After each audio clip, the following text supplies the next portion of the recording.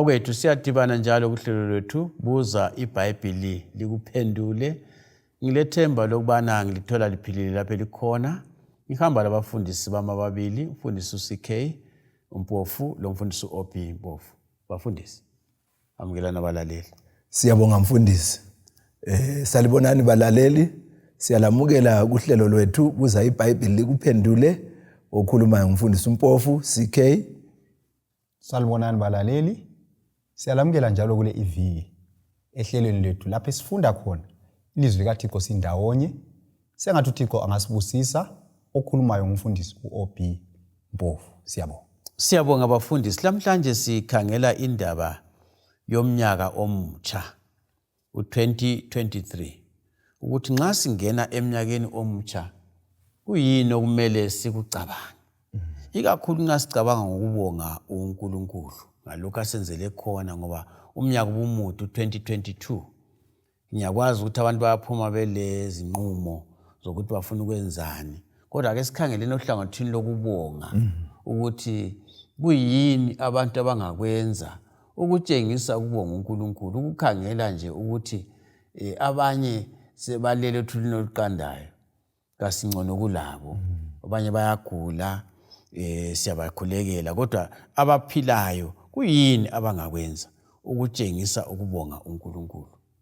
Siyabonga mfundisi. Ukwendlalela ukubonga kwethu sizakhangela incwadi kaLuka 17. Amavesi 11 kusiya kwelika 19. uLuka 17 verse 11 to 19.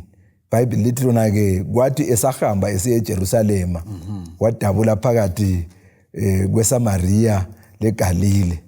Esangena emzini othile wahlangabezwa ngabantu abali10 abalobulephero. Abema khatshana baphakamisa amazwi abo besithi, Nkosi Jesu sikawukele. Kuthe ebabona wathi kibo, hambani leziveza kubapriest. Kwathi besahamba bahlanjululwa. Omunye wabo esebonile ukuthi usilisiwe wabuyela edumisa uNkulunkulu ngelizwi elikhulu, wawa ngobuso ngasenyaweni zikaJesu ebonga. WayengumSamariya. Kodwa uJesu wathi, kakuhlanjululwanga abali10 na? Bangaphi pho abayisificamunwemunye na? Ngakho lo yedwa yini obengabuya ukunika uNkulunkulu udumo. So sinanzelela lapha izigulane lezi ezili10 ezazibulawa ngumkhuhlane wobulephero. Esikwazi ukuthi umkhuhlane omubi kakhulu. Wawungelapheki ngaleso sikhathi. Wawusithi ukwehlukana lezihlobo, ukwehlukana lemuli. Umuntu afe kabuhlungu esenkangeni. uJesu nxa ebasilisile la sibona isibonelo esihle kulumSamariya. Uyabuya ezobonga. uJesu abese tshengisa ukwamukela isibongo sakhe. Kanti bebelingekho abali10 abaselisiweyo. Bangapha abanye bengabuyanga. So ngamanye amazwi esikuthola lapha mfundisi ukuthi uNkulunkulu usenzele umusa kakhulu ngomnyaka ka2022. Ukusigcina lokusivikela ikakhulu iminyaka emibili le isiphakathi kobhubhane lolumatshaya abhuqe iCovid. Banengi abangaqedanga umnyaka ka2020 2021. Kodwa ke iningi lethu kathesi esilaleleyo sesingenile ke ku2023 siphume ku2022. So silesizathu sokuthi simbonge uNkulunkulu ngoba usenzele umusa ukuthi sibe ngabaphilayo. Futhi kumele simbonge uNkulunkulu ngempilo nje asiphe yona. Ukwenzela ukuthi sitshengise ukuthi umlimo siyananzelela ukuthi kasiziphileli thina ngokwethu kodwa ke siphila ngenxa yokuthi nguye osiphilisayo. Ngifuna ukubuyela endabeni yakho mfundisi singakayichiyi ukuthi undoda lo owaphenduka wazobonga wabuya lapha wawa utsho njalo. Itsho njalo iBhayibhili. Wawa waguqa. Wazilahla enyaweni zikaJesu edumisa uNkulunkulu. Kunjalo. Ukuthi uJesu kazange aphonga ukuthula ethi hayi hamba. Kodwa watshengisa ukuthi uyakhathaza ukuthi kanti labana abanye bona engqondweni zabo kutheni. Kunjalo mfundisi. Asikwazi ukuthi kanti bona indaba bengaphendukanga, asinike izizathu. kodwa kwakhanya ukuthi uJesu kwamhlupha lokhu wayekhangelela ukuthi baphenduke wayekhangelela baphenduke bazobonga so ngeyindlela ngicabanga ukuthi uJesu ukhangelele ukuthi singaphonga kwenza ngani kasiboni akunje uthole nxa umuntu ekunika umuntu wenzela umuntu utaphonga uzithulela kunjalo uyazibuza ukuthi umuntu lo uyasola kanti umuntu lo kananzeleli ukuthi wenzela into enkulu kunjalo mfundisi thina khonapho emakhaya ethu angithi kuyapheka ukudla nxa umuntu engaphonga ukudla nje asukumahambe ngibona ukuthi kuyatshiya imbuzo lapha kuhamba njani kodwa kuyabonga abanye baze bateme leziteme ayikho lokho yikho uNkulunkulu ukhangelele la ukuthi abongwe khonapho mfundisi usethethe amazwi emlonyeni wami thina wawusithi ungadla usuthe ungabongi ukuthi empofu esibanda babe kuphakulela bathi awusutha ukutshengisa ukuthi babe sifundisa ukuthi kwenza njani uyabongwa lo uNkulunkulu lapho uJesu simbona egcizelela leyo ngqondo yokuthi kuhle ukuthi sinanzelele ukuthi nxa siqeda umnyaka siqalisa umnyaka omusha sibonge uNkulunkulu mfundisi ngisakwathi ukuthi nathi sikhuluma khona ngakho ukuthi ukucwayiza kwelihlo lakho kwesikhathi uzathi hayi into ezenzakalela into automatic ukuthi inhliziyo yakho ichaye ubona into ezenzakalela kunjalo mfundisi yikho kuqhakatheke ukuthi sibonge uNkulunkulu ukuthi uvuke ababe sithe wadala emacansini okufa nxa ulele ngani ufile bakhona abalala bangavuki ufundisi opi bengisithi mina kwesinye isikhathi izinto lezi asizinanzeleli nxa sisaqinile kodwa nxa ungakhangela abanye abantu kumbe ngosowenu abagulayo engcenye kumbe asebedlulile empilweni uza kubona ukuthi ngilesizathu sokubonga ngumusa kaThixo ukuphila so kumele sikunanzelele khona lokho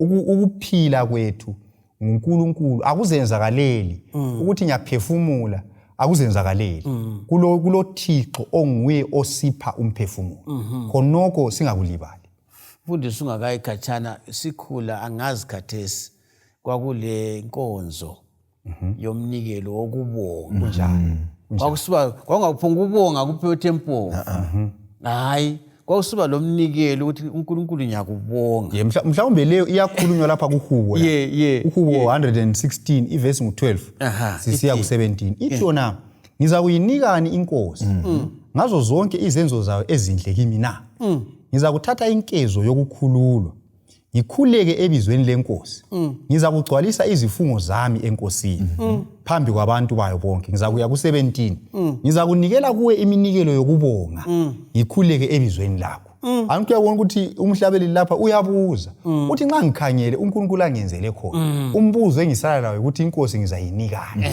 uthi yena ngilezifungo engizenzileyo bengithe uNkulunkulu ngizamenzela lokho lalokho uthi nxa ngikhangela umusa wakhe ngokungigcina lezibuso zonke anginike zona ngawona lo mnyaka kumele ukuthi izifungo zami ngiyenze njani ngizigcwalise ngaphezulu kwezifungo abesithi angisoze ngihambe ngingaphathanga lutho ngizanikela umnikelo wokubonga bese ngidumisa inkosi yabo so umnikelo wokubonga ukhona eBhayibhelini so sikhuthaza abalaleli sizikhuthaza lathi ukuthi asikhumbule nini ukunikela umnikelo wokubonga kuThixo sitshengisa ukuthi siyavuma ukuthi ukuphefumula kwethu ukuchaka kwenhliziyo ukuvuka sisiye emsebenzini lezifuyo zethu lakho konke uNkulunkulu akugcinile konke silakho kuvela kuye asitshengise nini ukubonga ngalokho mfundisi ungakathi sisuki khonapho ngiyacabanga ukuthi nxa ukhangela unyaka ka2022 wonalo esiwugqibayo ungakhangela inkambo yempilo bafundisi sidabule phakathi kwezindawo ezehlukeneyo kunjalo umlimi usichaphisile imfula kunjalo usivikele phakathi kwezinyoka labofezela kunjalo kulezinto eziningi kakhulu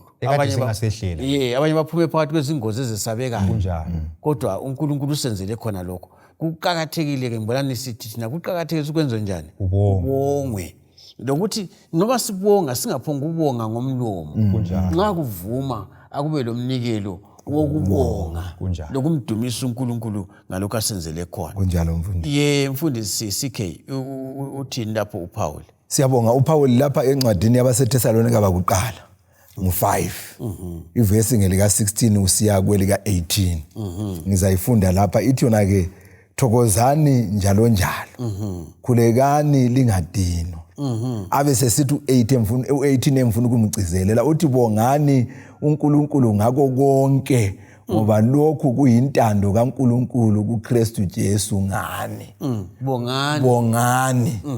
Bongani. So ke ungananzelela ake sike sikhangela impilo esiphilayo kathesi ngithi konapha koBulawayo.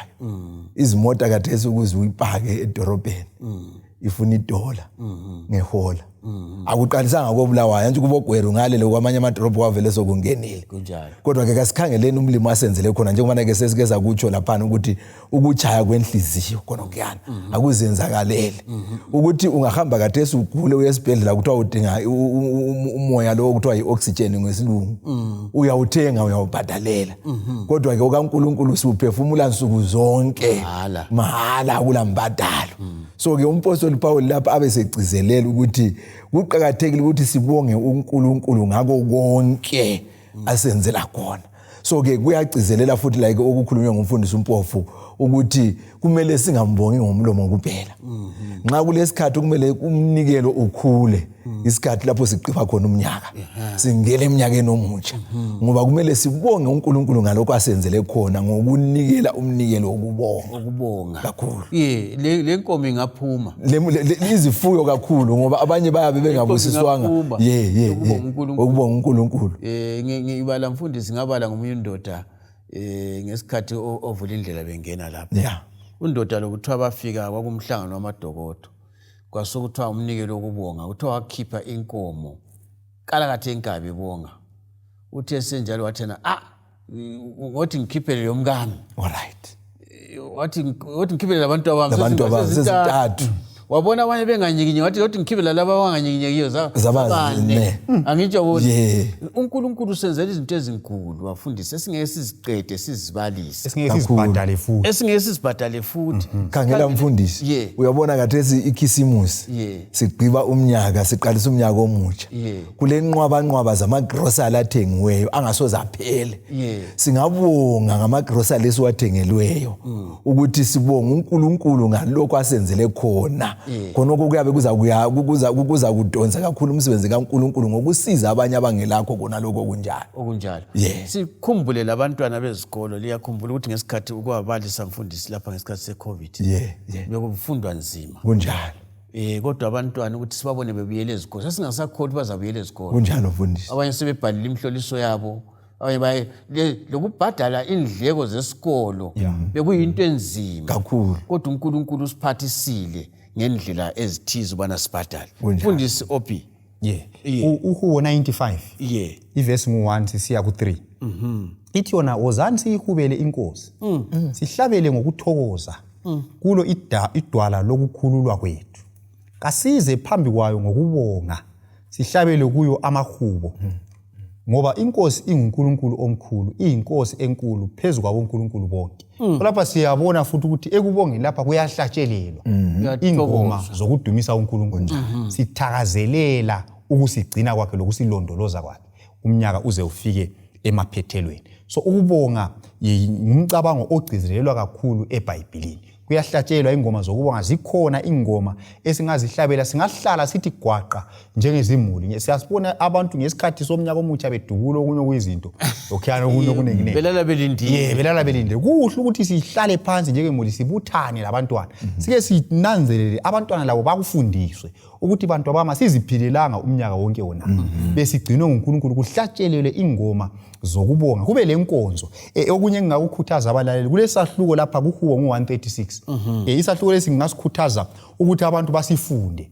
Isahluko ngizabala isibonelo sevesi eyodwa lapha. iBhayibheli lithi yona bongani inkosi ngoba ilungile, ngoba uthando lwayo olungapheliyo lumi kuze kube phakade. Ungayibala ivesi liyana iyalandisa izinto eziningi kodwa kulomugca ogcizelelwayo ukuthi uthando lwayo lumi kuze kube phakade. Uthando lwayo lumi kuze kube phakade. Yivesi nje esingayifunda ngekhaya sivumelana. Omunye ayifunde abanye bevuma uthando lwayo lumi kuze kube phakade. Uthando lwayo lumi kuze kube phakade. Khonoko kuyasincedisa ekuphileni kwethu ukuthi sibe kwazi ukuthi osiphilisayo ngubani. Izimpilo zethu zisuka kubani. So inkonzo yokubonga iqhakathekile ngesikhathi esomnyaka omutsha. Ake sithi gwaqa njengezimuli kumbe njengabomakhelwane ke sibe lenkonzo yokubonga, sihlabele ingoma zokudumisa, sifunde izahluko ezinjengalesi iHubo ngu136 siyidumisa inkosi. Mfundisi ungakayichi khonapho siya ku CK. Kawuboni yini ukuthi sijayele ukucela njengabantu. Sicela izulu Nkosi. Sicela imali yekubhadala. Kunjalo. Esikolweni, sicela umsebenzi, sicela lokho. Kodwa ke bese sikhohle ukubonga. Kunjalo. Akunjela ukuthi nxa lo mntwana ocelayo sonke isikhathi noma umnika phongo ubecela kuphela. Ethathe kuphela flathele khamba. Ethele ngabonga. Yeah. Sikhe usiphatheleni. Siyabonga mfundisi. Sizacicizelela indaba efanayo ukubonga encwadini kaAmahebheru 12 ivesi ngelika 28. AmaHebheru 12 ivesi ngu28 ithi yona ke umbuso esiuphiweyo akawunyikinyekiswanga ngakho asimbonge uNkulunkulu ukuze simkhonze njengokuba efanele ukukhonzwa ngokuthobeka langokwesaba. Okugcizelelwa ukubonga lapha mfundisi. Nxa kugcizelelwa ukubonga ukuthi umlimi lokho asenzele khona ungakhangela ikakhulu kithi lapha elizweni leZimbabwe kulokuthula. Kakula budlwangudlwangu, kakula kuvukelana. So ke kutshengisa ukuthi umlimi uhleze esihlalweni sakhe ubambile izinto zonke. So kumele simbonge, singapheleli ukumbonga kuphela, kodwa ke sibuye senze njani? Simkhonze. Imkhonza. Mfundisi nxa sikhuluma ngokumkhonza ngicabanga ukuthi abanye sebengakhonza ezinye izithixo. Bathi babonga abaphansi. Right. Esakhuluma ngabo ukuthi hayi abaphansi kabazidlula. Kunjalo mfundisi. iBhayibheli lithi kasibongeni uNkulunkulu. Umdali wezulu lo. Yebo. Ubamba impilo zethu. Nguye esikhuthaza ukuthi ekubongeni kwethu kasenzeni njani? Simkhonze. Kasimkhonzeni yena. Simdumise ngoba yena ufanele ngalokho asenzele khona, ufanele ngoba nguye umdali wezinto zonke. Ophi uthini umhlabeleli? Siyabo iHubo 103 lapha ivesi 1 sisiya ku4 isilethela omunye umnakano lapha ngendaba yokubonga. Ithi yona ibonge inkosi mphefumulo wami. Lakho konke okuphakathi kwami kakubonge ibizo layo elingcwele. Amen. Ibonge inkosi mphefumulo wami. Ungakhohlwa yilokho ekusize ngakho. Yona ethethelela zonke izono zami. Lapha zonke izifo zami. Ehlenga ukuphila kwami ekubhujisweni. Engihanqa ngothando olungapheliyo langesihawu. Esuthisa ukulangatha kwami ngokuhle. Ukuze ubutsha bami buhlunyuleliswe njengobokhozi. So iBhayibheli lapha isitshela ukuthi uJehova kumele simbonge ngengcenye yethu yonke. Ungafunda ngalo kuMateyu 22 ivesi ngu37 siya ku40 kuyakhulunywa ngokuthanda uNkulunkulu ngamandla akho wonke la ngomoya wakho wonke. So lapha umhlabeleli ugcizelela khonoko ukuthi kumele ngimbonge uNkulunkulu ngazo zonke indlela ngokuzinikela kwami konke. Abe sisithi yena akumelanga ngikhohle uNkulunkulu angisize ngakho. Abe segcizelela omunye umnakano ukuthi uNkulunkulu wasisindisa. Silesizathu esokumbonga uThixo ngokuthethelele zonke izono zethu. Abanye khona apha singakhangela indlela kulezi izinto esizenzileyo kade kumele ngasifile. Kodwa nxa ukhangele uyakwazi la ukuthi lapha into lana ngiyenzileyo ngabe bengisebenzela umuntu engeke ngawumbulele. Ngakho bekungumuntu ongiphilisayo ngabumbulele. Kodwa uNkulunkulu ukugcinile wakuthethela izono. Nxa ukhangela okunye kumele sikubongele uNkulunkulu ukuthi uthethele izono zethu. Ezinye kade zingabangela ukuthi sife kodwa usithethelele. Wasifela emthini waseCalvary. Isizathu esokuthi simbonge sibaneso ngoba kungekho khona lokho akulanto esingayenza asilalo ithemba njengabantu. Kusincedisa kangakanani bafundisi nxa sibange ekuphetheni ukuthi nxa singena eminyakeni omutsha singene silenhliziyo yokubonga. Iqiniso ukuthi asikwazi ukuthi uyabusiphatheleni njalo. Asikwazi ukuzasehlela asizazi izilingo eziphambi kwethu. Kodwa kusincedisa kangakanani ukungena silenhliziyo lengqondo yokubonga. Siyabonga mfundisi. Lokhu kusincedisa ekuthenini antsho umnyaka odluleyo sesiqibile. Sananzelela izinto ezinengi umlimi asenzele zona ezinhle. Sananzelela ubunzima lezigodi ezinzima esidlule kuzo. Kuyasincedisa ukuthi nxa singena eminyakeni omutsha sikhumbule emuva lapho esivela khona bekungelula. Kodwa umlimi wenze njani? Usicaphisile. Njalo bekulobunzima obuthile kodwa umlimi wenza njani? Wasisiza. So kuyasinika ukuthi even umnyaka wona lo esingene kuwo lanxa singawazi ukuthi siphathelene sibekwazi ukuthi uNkulunkulu uzasithungamela futhi asidlulise asiphathise lapho sihlangana lobunzima. Sifuna ukuyigqiba mfundisi sikhe lapha nothi uyiqedise. Siyabonga mfundisi sizafunda encwadini yezikronike zakuqala kumbe ImiLando yakuqala ngo16 ivesi ngelika 34. Right. Ithona ke bongani inkosi ngoba ilungile. Hallelujah. Uthando lwayo olungapheliyo lumi kokuphela. Aha. Lapha sitshengisa ukuthi inkosi okumele isizathu kumele siyibonge ukuthi yona injani ilungile. Njalo injani futhi ithembekile. Uthando lwayo kakula ndaba ukuthi kwesinye isikhathi nasiyasiphambuke senze njani lona lumi kuze kube naphakade. Siyabonga abafundisi. Angazi ngamafitshane nxa sigqibayo indaba yokubonga. Siyabonga.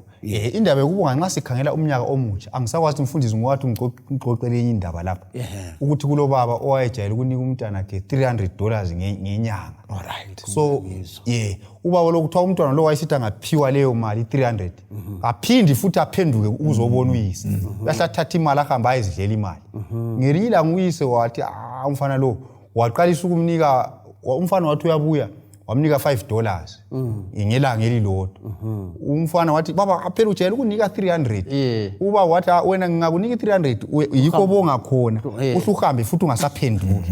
Ngenxa ukuthi mina ngiyakuthanda ngifuna ukuhlala ngidlelana lawe. So i300 ngizakunika sibili. Kodwa sengizakunika $5 ngelanga for 30 days ukuze uhlale usenza njani ubuye. So nxa singangena umnyaka silomnakano wokubonga kuyasincedisa ukuthi kulezinye izinto uNkulunkulu afuna ukusenzela zona ezinengi. Kodwa kwesinye isikhathi ngenxa ukuthi asila ngqondo yokubonga izibusiso lezo ziyaphuza ukubuya. Kodwa singaba le ngqondo yokubonga izibusiso zethu ziyabuya ngesikhathi esifaneleyo. Siyabonga abalaleli, siyabonga abafundisi. Indaba yokubonga umnyaka omutsha ka2023 esingena kuwo. Siyakhuthaza abalaleli bana kasimbongeni uNkulunkulu. Senzele izinto ezinengi kakhulu. Asimbongeni ngakhona lokho. Sibe sesikholwa ukuthi uzasiqhuba nxa singena eminyakeni ka2023. Ngilogwalo ke enilupha mahala luthiwa lona Steps to Christ. Izinyathelo eziya kuKristu. Thumela kuphela umbiko wakho ku 0718 444 196 0718 444 196. Lolo gwalo sizalungisa ukuthi luthole lube ngolwakho. Silifisela umnyaka omutsha olokuthula olentokozo. Labafundisi sizabanika ithuba ukuthi balifisele umnyaka omutsha u2023. Mfundisi sike. Siyabonga mfundisi. Siyalifisela umnyaka omutsha olentokozo lokuphumelela. Kodwa ke singalibali ukubonga balaleli. Mlimali busise. Siyabonga lami ngilifisela okuhle kakhulu sengathi Thixo angalibusisa alenzele kahle. Into enkulu uThixo ongambonga ngayo ikuchumayela ngothando lwakhe kwabanye abantu. Akuzinike umlando ukuthi umnyaka lo wesingena kuwo ubonge uThixo ngokutshela abanye abantu ngothando lwakhe ukuze labo babe khona embusweni wakhe. Ungenze njalo uThixo uzathokoza ngawe aqhubeke ekubusisa. Siyabonga.